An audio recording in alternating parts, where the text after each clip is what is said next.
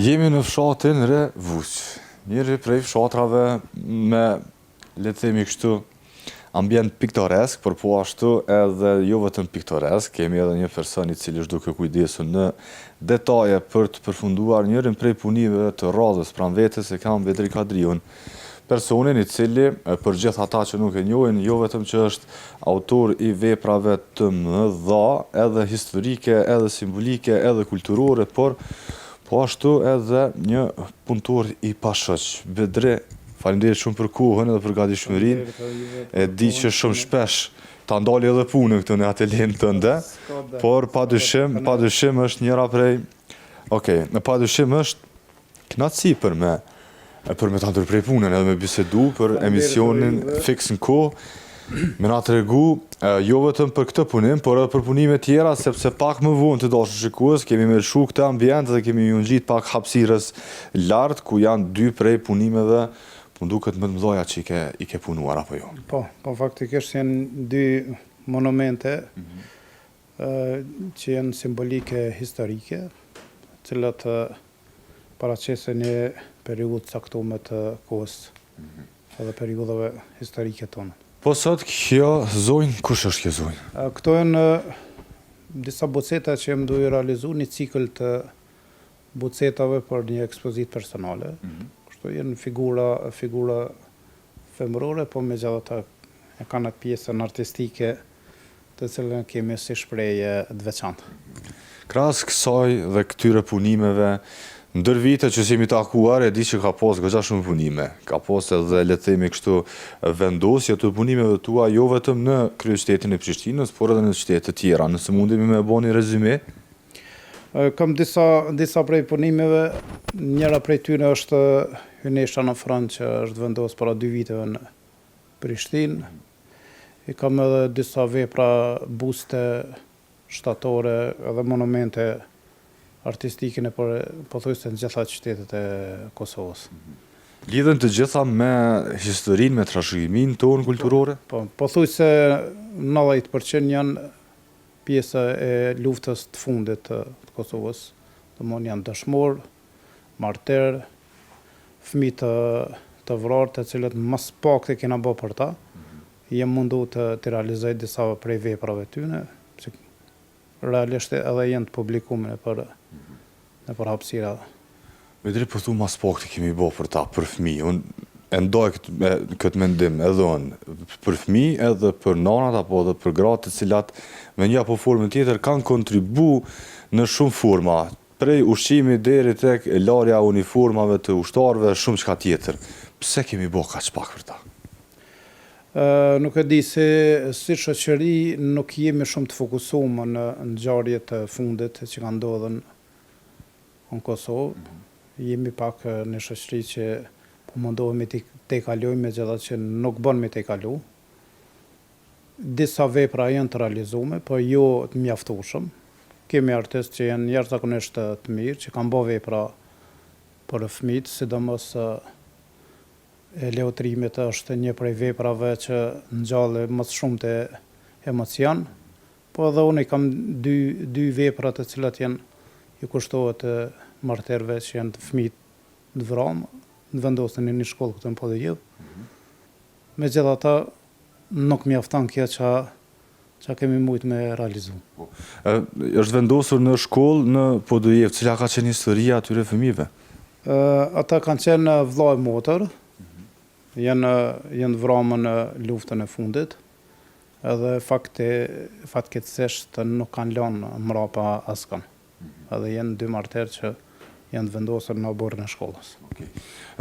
Kemi me vendos në montazh fotografi, nëse mundesh pak me na e shpjegu se si duket ai punim? Po, janë vëlla e motër, vendosur njëri është me çantë, kurse motra është me një libër në dorë, janë afër njëra tjetrës, të cilët të gëzueshëm me një buzëqeshje duke vazhduar me shkon në shkollë. Edhe ka ndodhur Por fat ju ka ndërprerja buzëqeshje dhe ndodhen të ekzekutimet. Sigurisht, tash ndodhen edhe vepra. Pra, mbahet gjallë përsëri një farë trashëgimi edhe përmes artit edhe përmes skulpturës, padyshim. Po, sigurisht. Po. Skulptura është njëra prej dokumenteve më të rëndësishme që mundu me lënë se dëshmi të një historie apo një trashëgimie kulturore të një populli.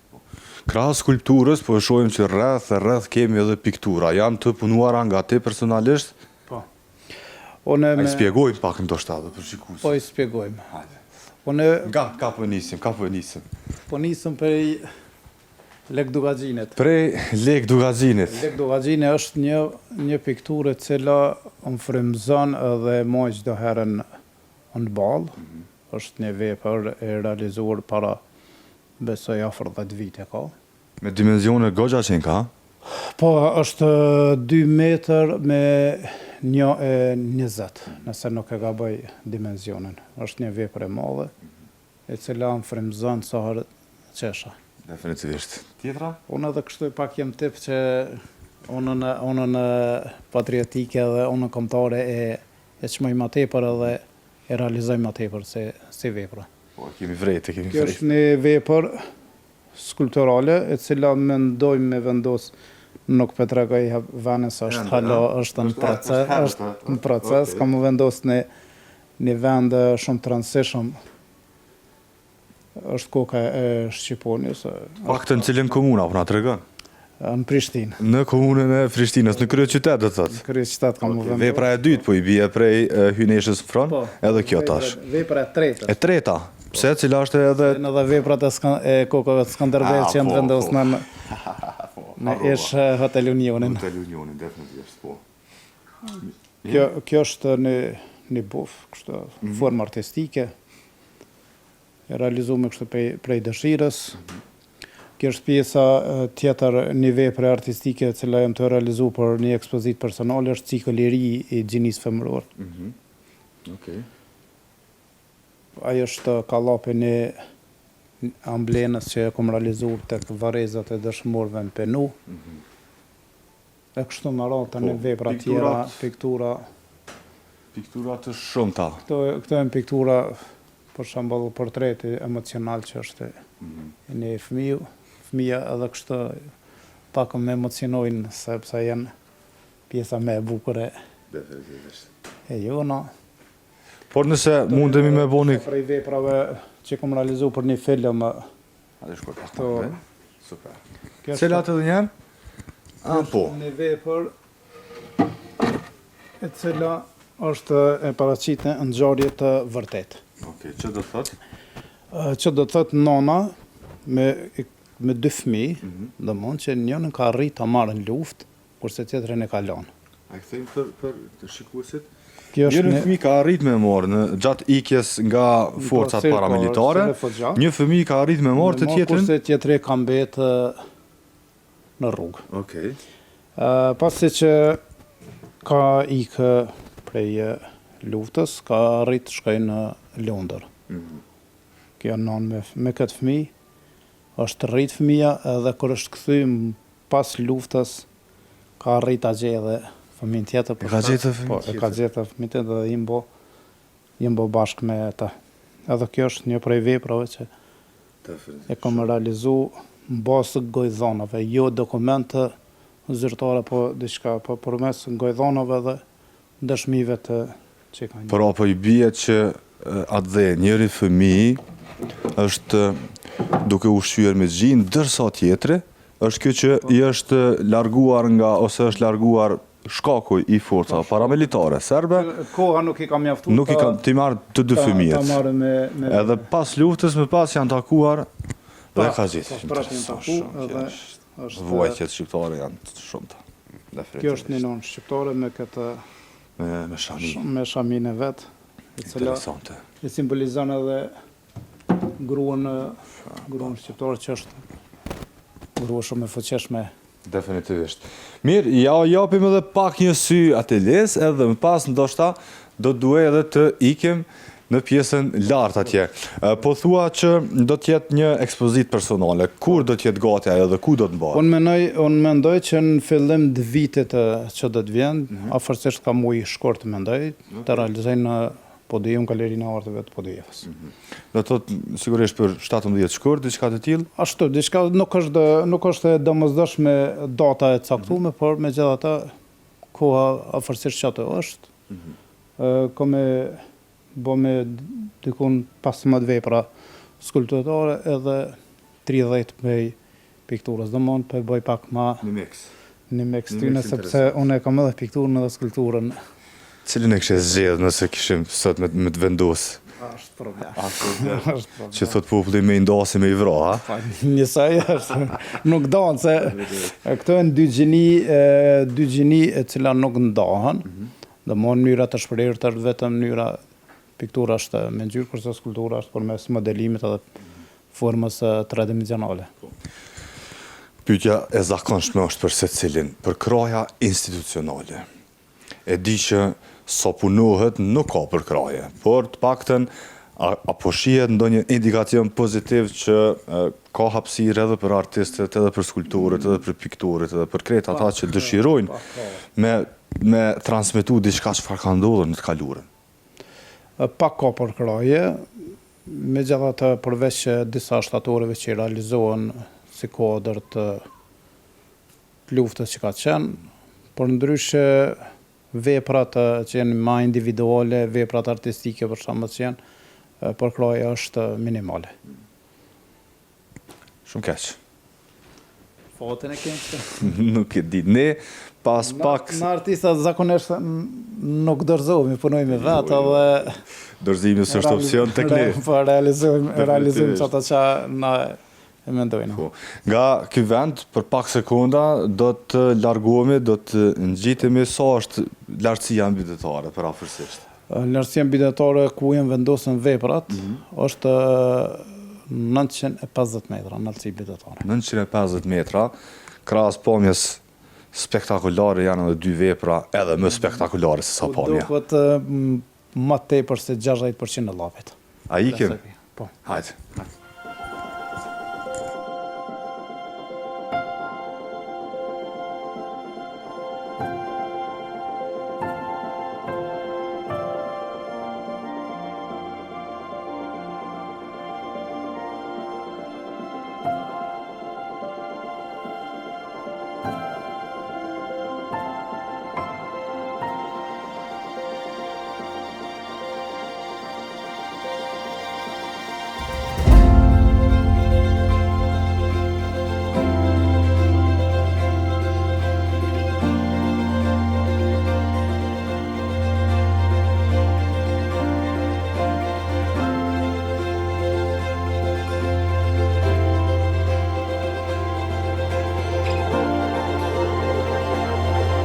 Dikon 950 metër lartësi mbytetare në mbi fshatin Revush të komunës së Podujevës jemi mes dy punimeve gjigante. Mbrapa nesh është M48 që më duket pushka apo jo, dhe në anën tjetër edhe shpata e Gjergj Kastriotit. Do të flasim për të dyat, por po nisim s'pari me pushkën, cila është historiku dhe cilat janë përmasat, pse është vendosur të? Pushka është një monument artistik, e cila është realizuar në vitin 2020 për derë të çlirimit të Podujevës. Do mund kjo quhet edhe pushka e parë e lirisë, dihet që edhe Zahiri ka qenë një ndër të partë prej qetës llapit. E kum ndërlidh këtë skulpturë për shkak se edhe në këtë pjesë kanë qenë edhe instikomet e ushtrisë çlirimtare të Kosovës, edhe kum ndesh me bënë një ndërlidhje historike përmes artit dhe veprës cila është realizu. Kjo është vepër e realizuar ndru me kombinim të metalit, është afërsisht 5 metra gjatësi, kështu mendoj që rrin bukur se edhe hapësirën e kom gjetë të ideale për këtë monument. Sa ka marrë kohë me u përfundu si projekt? Afërsisht 1 muaj kom punu punë intenzive për me realizu, kështu si ide ka qenë edhe më e hershme. A do të kemi diçka mes këtyre 2 javëve në të ardhmen e afërt? Kam mendu disa herë me realizu edhe një vepër artistike mes këtyre 2 veprave, por megjithatë koha nuk ka leju deri në këto momente, por megjithatë shpresoj që shpejt do ta realizoj edhe një vepër. Por e di që para pushkës ka qenë shpata e Gjergjit, apo jo? Po. Shpata ka qenë vitin 2019, po 28 nëntor për nder të ditës së kombit, unë e quaj ditën e kombit, që është 28 nëntor. dita e pavarësisë së Shqipërisë. Po, patyshim. Po. Patyshim. Shpata është me gjatësi 4 metrëshe, e realizuar në metal. Kjo është shpatë simbolike, do të thotë që ka qenë shpata identike e Skënderbeu, po kjo është shpatë e cila e simbolizon një monument artistik për nder të Gjergj Kastriutit dhe nder të kombit. Materiali, lartësia? Materiali është metal i plot. Lartësia afërsisht është 950 metra në lartësi bizetare. Po lartësia po e veprës? Vepra është 4 metra. 4 metrëshe. 4 metrëshe, sa ka marrë kohë me u përfundu një gjë e tillë? Kom punu afërsisht 2 muaj në ta, deri se kom realizu, se është me gdhendje. Edhe e di që ka dhe mundësinë e lëvizjes për shkak të... Ko aerodinamikën për shkak që ernat janë shumë të fuqishme në qëtë pikë ka snalt, edhe kjo lëviz po sipas erës. Se për ndryshe kjo mundet edhe më dëmtu mu këput, se domthon fuqia është e madhe e erës në këtë pikë. Bedri fatmirësisht të 2 armët i kanë shpëtuar edhe temperaturave, edhe erërave, edhe shumë çka tjetër, edhe kohës që besa. Por ulset, ndriçimi, vendet shtizat e flamujve që i kanë rënuar, pse ndodh një gjë e tillë? Këto unë po i shoh se ka bëgi një kohë që s'kam dalë këtë pjesë, po i shoh që i kanë dëmtuar shumë. Një pjesë veç edhe i pas kanë largu krejt, një pjesë veç që i kanë rënu, sigurisht që më vje keq për këtë gjendje që për e shoh, apeloj që mos ndodhen këto, sepse këto janë për gjithë qytetarët edhe janë për ne, jo për diko tjetër. Definitivisht. Këto janë investime që këmë bo vetë për investime personale. Nuk do të thotë që jem dëmtuone, por dëmtohet vetë hapësira dhe ky vend monumental që është. Ka pas vizitor shumë gjatë këtyre viteve, besoj që je taku me shumë prej tyre, sepse je person që i ke përfunduar vetë këto gjëra. Po, ka pas shumë edhe ka ende që vinë edhe i vizitojnë këto. Disave ju vje keq që është bo këto dëmtime. Si monumente nuk ka vizitor që nuk e mirë pret, janë monumente që ju pëlqejnë gjithve. Edhe shpresoj që do t'i qëndrojnë kohës pa dome më të doja. Bedri, faleminderit shumë për kohën dhe për gatishmërinë. Jemi munduar pak 950 metrë lart që besa një ecje kogja e thepisur kështu, apo jo? Bajagi, po javlen. Javlen për të monumente javlen. Definitivisht. Edhe kjo është arsyeja pse po dalim çdo të premte që të shohim edhe t'u japim hapësirë dhe opsione personave që me vizitu edhe pjesë të bukura të Kosovës, sepse në anën tjetër kemi shumë afër edhe rajonin e Mitrovicës. Po, është edhe pjesë e Shalës Bajgorës në atë pjesën sipër Kodre. Kështu që është vend piktoresk artistik i cili ja vlen me vizitu të paktën çdo vikend. Të dashur shikues, faleminderit që qëndruat me mua, Bedriun dhe ekipin tim. Jemi ose ju përshëndesim mes M48-s, mes pushkës dhe shpatës së Gjergj Kastriutit këtu në fshatin Revuq. Ju nëse doni me vizitu, pse jo, shumë lehtë gjendet dhe është i aksesueshëm për çdo vetur, por kjo ecje është jo vetëm për shëndet, por edhe për të kuptuar pak shtegun historik të kësaj zone. Ju vazhdoni të qëndroni me emisionet tona, nga unë dhe Bedriu ju përshëndesim. përshëndesim, tung tung. Faleminderit shumë.